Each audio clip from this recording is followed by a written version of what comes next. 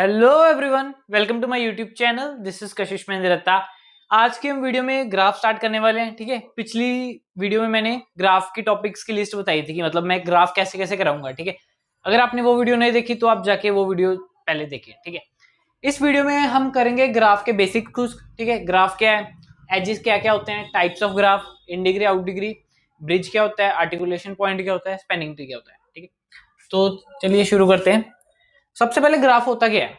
Graph है set of edges and vertices and edges, vertices and edges. मतलब क्या है कि जैसे हो गए 1 2 3 4, ये 4 वर्टेक्स हो गए। ठीक है, इन दोनों में एजेस है, मतलब इनमें कोई ना कोई एज है। ठीक है, तो ये ग्राफ है। ठीक है, ऐसे ही 2 एलिमेंट्स हैं, ये भी ग्राफ है। ठीक है, सिंपल, अगर कोई एक ही एलिमेंट है तो वो भी ग्राफ का पार्ट है। ठीक है, तो ये होता है ग्राफ। ठीक है, अब क्या है कि एजेस इसमें क्या क्या है, अगर आप देखो इसमें ये अनडायरेक्टेड एज है। ठीक है, अनडायरेक्टेड एज कैसे होते हैं, जैसे 1 है 2 है। ठीक है, दोनों के बीच में एज है, कोई डायरेक्शन मैंने मेंशन नहीं की। ठीक है, सिंपल स्ट्रेट लाइन है। ठीक है, तो उसके बाद में डायरेक्टेड एज आता है। ठीक है, ये है अनडायरेक्टेड एज, अनडायरेक्टेड। उसके बाद डायरेक्टेड एज आता है। डायरेक्टेड एज का मतलब है कि कोई डायरेक्शन होगी। ठीक है, इसका मतलब है कि 1 से 2 की तरफ एज है, 2 से 1 नहीं है। ठीक है, तो ये डायरेक्टेड एज। ठीक है, एजेस हो गए। अब टाइप्स ऑफ ग्राफ है। ठीक है, अगर तो ग्राफ में सिर्फ अनडायरेक्टेड एजेस हो, ठीक है, मतलब क्या है कि सिंपल स्ट्रेट लाइंस हो, मतलब बाई डायरेक्शनल एज जिसे कहते हैं कि 3 to 4 एज है, 4 से 3 भी है। ठीक है, तो ये हो गया अनडायरेक्शनल ग्राफ, अनडायरेक्टेड ग्राफ। ठीक है, और अगर इसमें हम डायरेक्शंस डाल दें, ठीक है, ये हो गया 3, ये हो गया 4, ये 2। ठीक है, तो ये हो गया मेरा directed graph.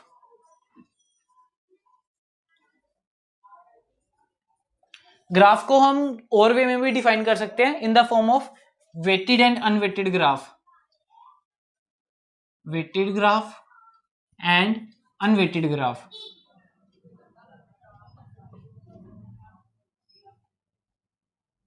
Unweighted graph simple graph है, जैसे ये नोट्स हैं।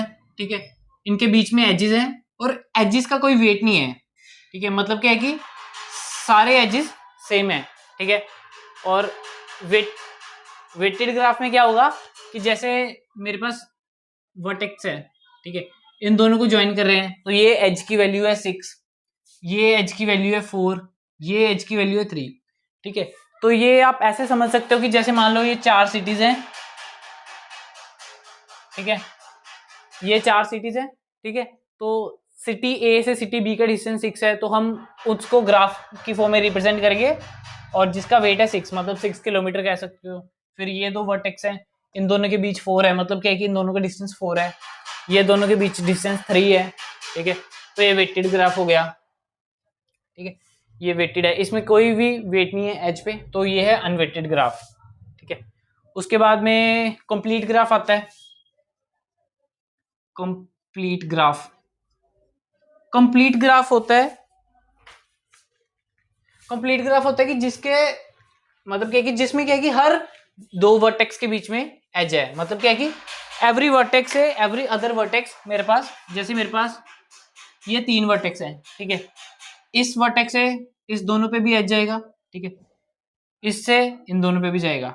ठीक है, मतलब क्या है कि देखो ये वाला वर्टेक्स देखो, दो बाकी के सारे वर्टेक्स पे एज है, ये वर्टेक्स देखो बाकी सब पे एज है। ठीक है, अगर 4 ले लेते हम, 4 में कैसे कंप्लीट बनता, इससे हर हर एज, अदर एज पे, अदर वर्टेक्स पे, इससे इधर को इधर को इधर को। ठीक है, इससे 2 डायरेक्शन ये होगी, तीसरी ये, इससे ये। ठीक है, तो ये कंप्लीट ग्राफ है विद 4 वर्टेक्स। तो इसमें क्या बनेगा, अगर मेरे पास v वर्टेक्स है, ठीक है, तो टोटल एजेस कितने होंगे। ठीक है, ये हम कैसे निकालेंगे कि हमें पता है कि कंप्लीट ग्राफ में क्या है कि हर 2 वर्टेक्स के बीच में एज है, तो मतलब क्या है कि हमें v में से 2 वर्टेक्स चूज करने हैं, उन सभी के बीच में एज है, तो क्या बन जाएगा vc2, तो ये क्या बन जाएगा v इंटू वी माइनस 1/2। ठीक है, तो कंप्लीट ग्राफ में अगर v वर्टेक्स हैं तो टोटल एज क्या होंगे, v इंटू वी माइनस 1/2। ठीक है, उसके बाद में सेल्फ लूप होती है।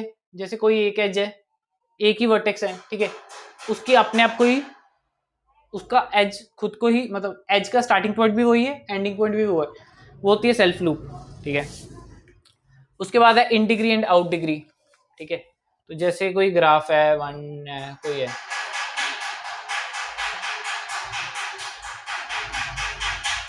ये है, ठीक है।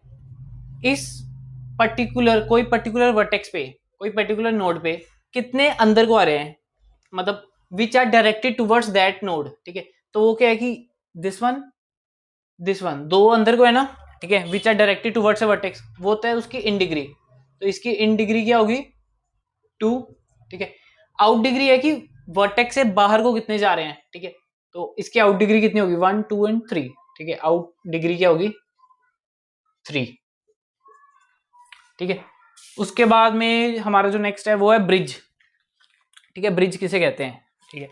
जैसे ब्रिज है, ब्रिज क्या करता है, दो सड़कों को कनेक्ट करता है, ठीक है। तो वैसे ही अगर देखो, मान लो कि मेरे पास ये कोई भी ग्राफ है, ठीक है, ठीक है। अब क्या है कि ऐसे करती है, ठीक है। अब देखो, ये एक पार्ट है, ये दूसरा पार्ट है, ठीक है। अगर मैं ये वाला बीच में ये जो है एज है, इसे हटा दूं तो मेरे दो पार्ट्स बन जाएंगे, ठीक है। मतलब क्या है कि एक पार्ट और दूसरे पार्ट के बीच में it act as a bridge, ठीक है। तो ब्रिज क्या कहेंगे कि ब्रिज इज ए एज, जिसको अगर हम हटा दें तो it can divide a graph into two parts, मतलब क्या है कि ग्राफ को पार्ट्स में डिवाइड कर देगा, ठीक है। तो ये मेरा ब्रिज है, ठीक है। ऐसे विजुअलाइज आप कर सकते हो, दो पार्ट्स है, उन दोनों को ज्वाइन करा है, दैट इज ए ब्रिज। उसके बाद में आर्टिकुलेशन पॉइंट। आर्टिकुलेशन पॉइंट एक वर्टेक्स है, ब्रिज होता है एज और आर्टिकुलेशन पॉइंट होता है एक वर्टेक्स, ठीक है।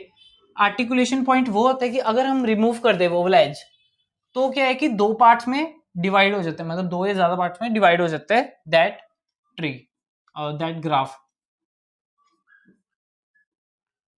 ठीक है।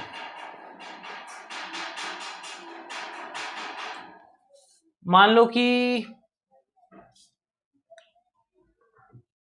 मेरे पास ये ग्राफ है, ठीक है। अब अगर मैंने इसमें से 4 हटा दिया, 4 को मैंने हटा दिया, तो 4 के कोरस्पॉन्डिंग एजेस भी हट जाएंगे।